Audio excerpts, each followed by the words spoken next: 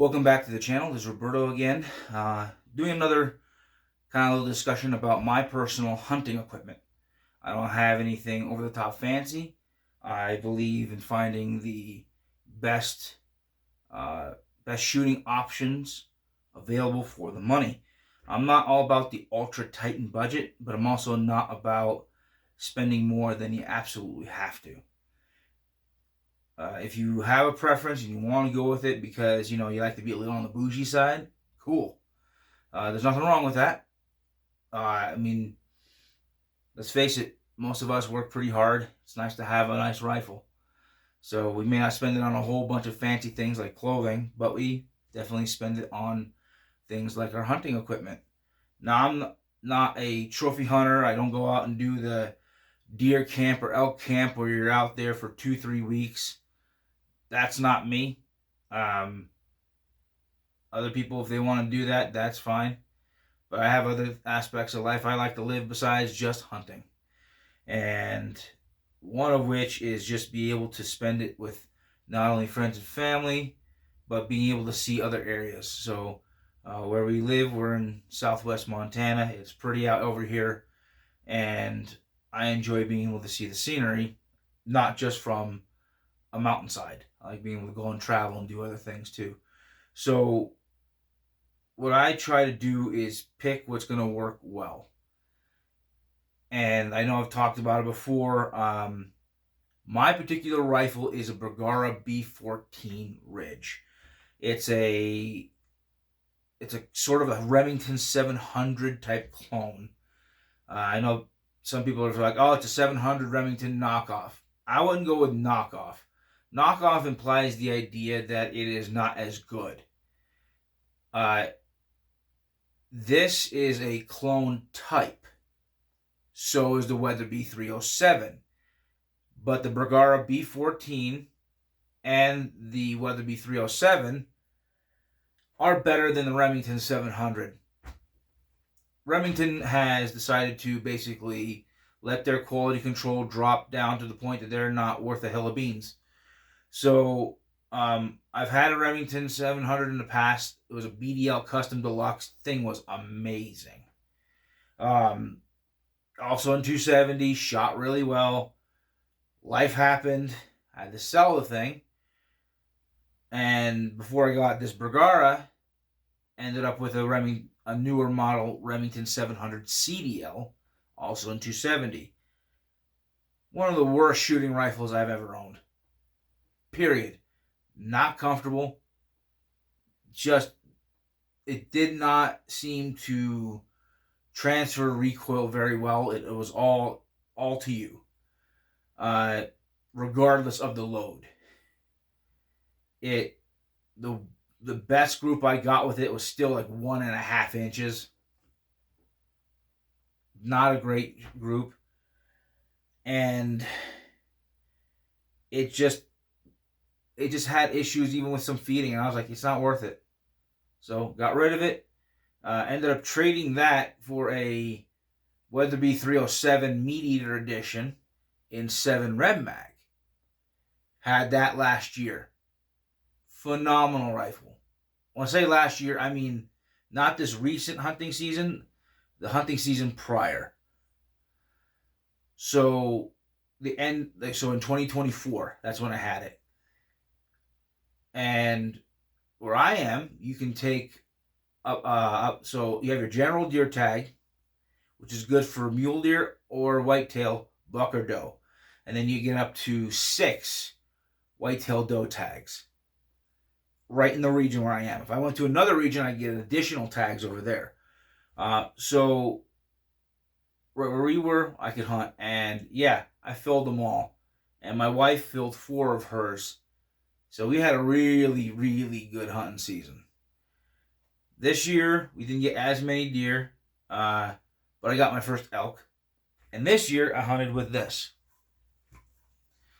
This is a Bergara B14 Ridge. Notice it doesn't have a pencil barrel. Just how I like it.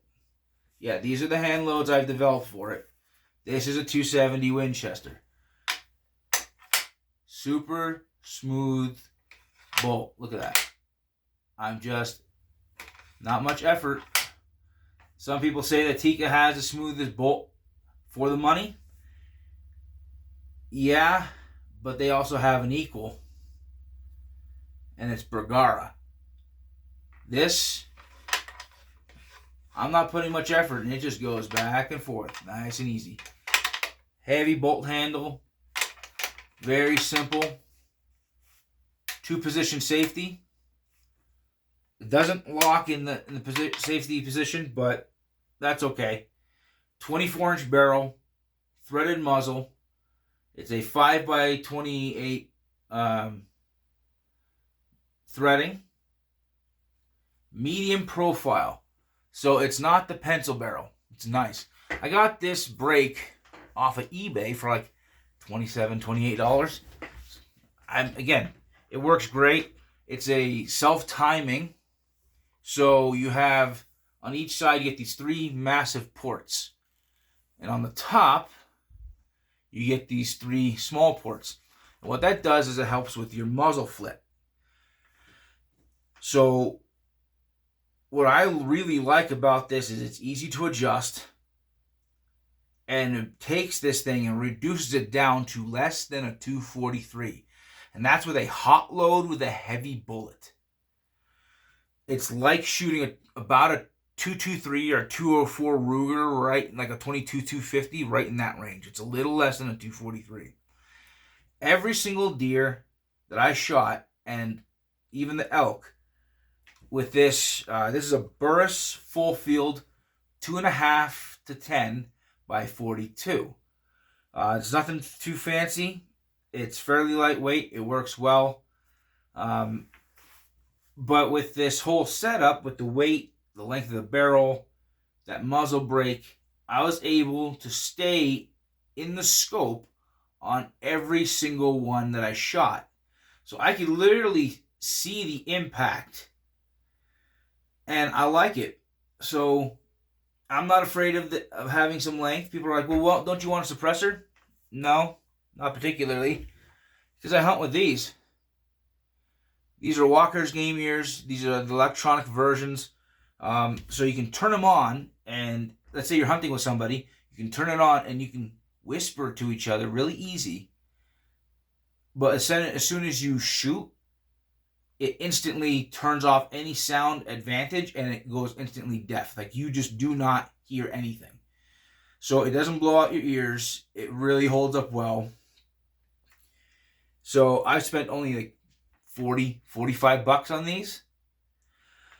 While I like the idea of a suppressor, I also like the idea of not spending more money than I have to. So this, for round numbers, $30 and $40. So I have really good recoil reduction on the rifle and really good hearing protection for $70. The other side of this, and I've had this discussion with others, is, well, what about the game? How do they react?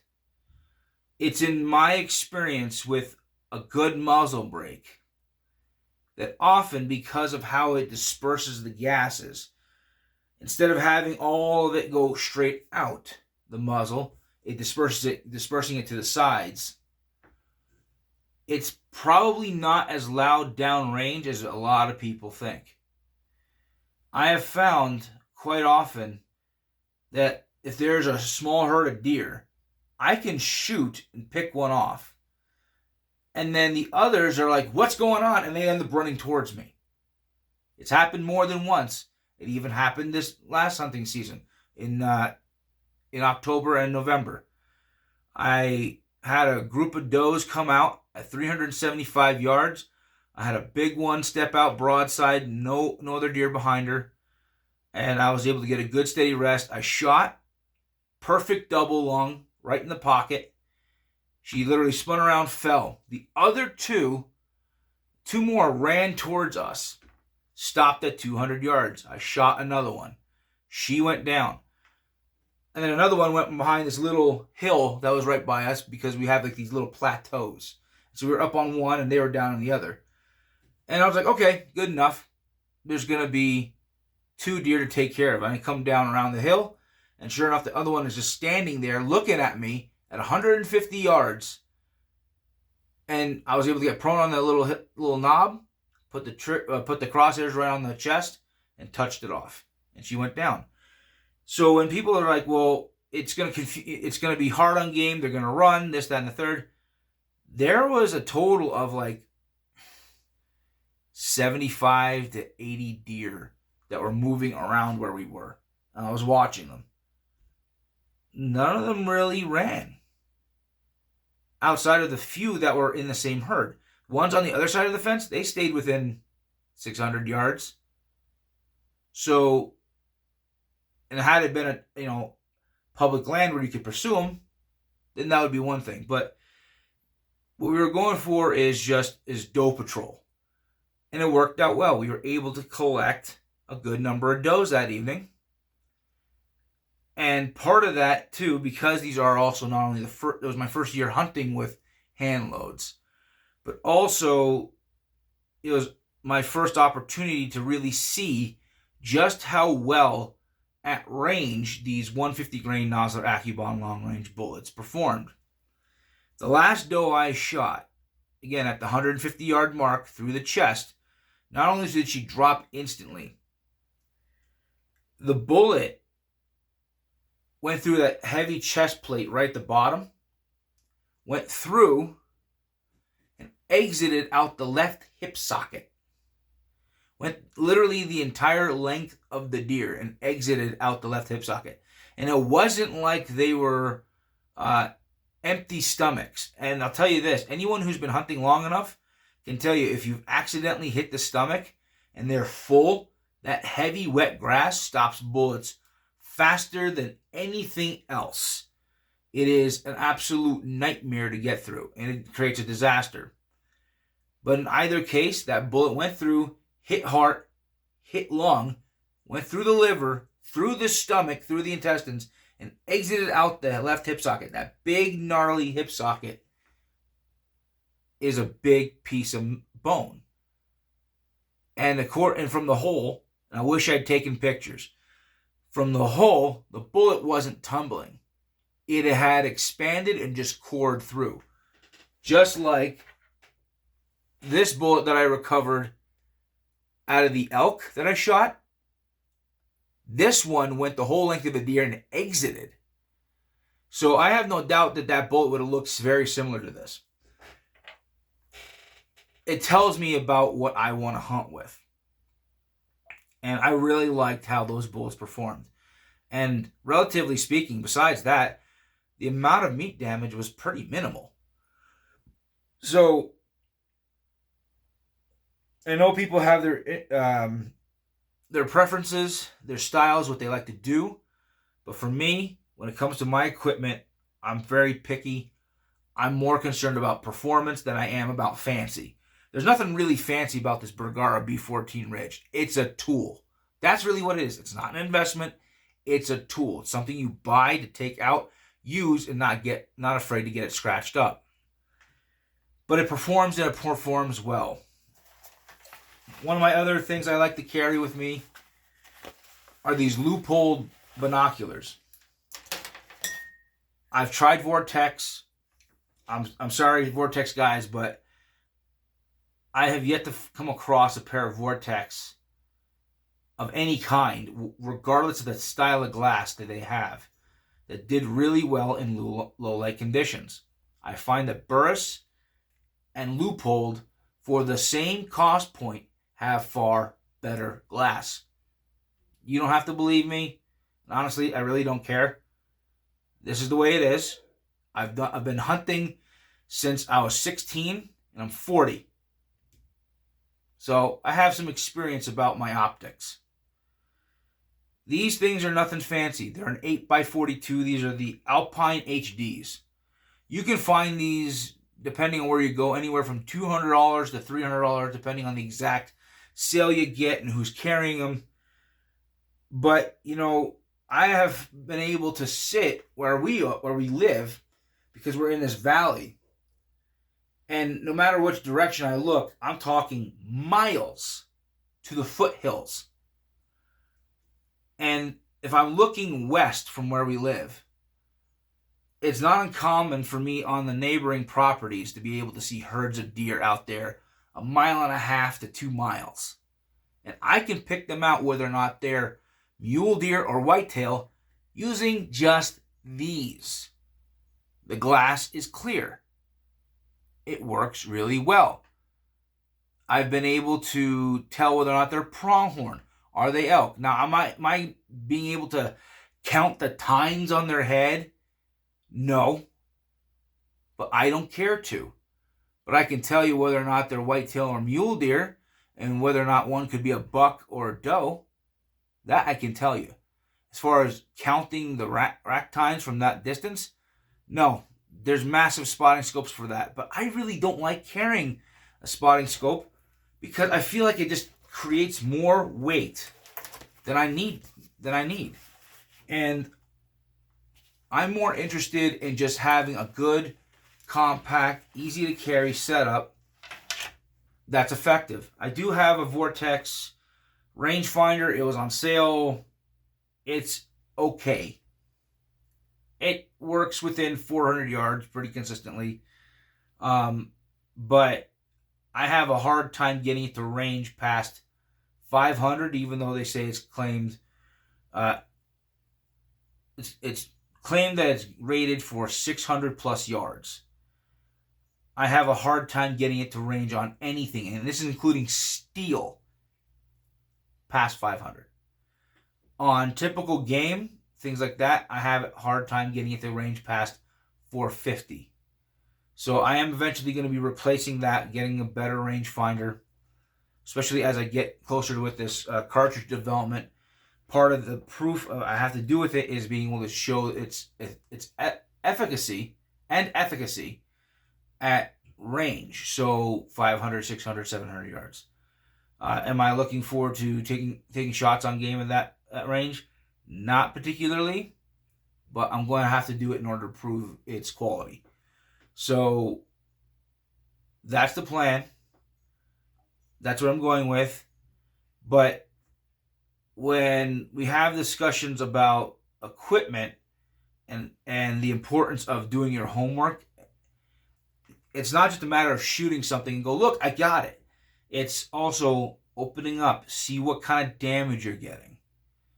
I don't shoot for shoulders because I use the meat. People are like, oh, there's not much meat on there, blah, blah, blah, blah, blah. There's enough to be able to add some ground meat to your freezer.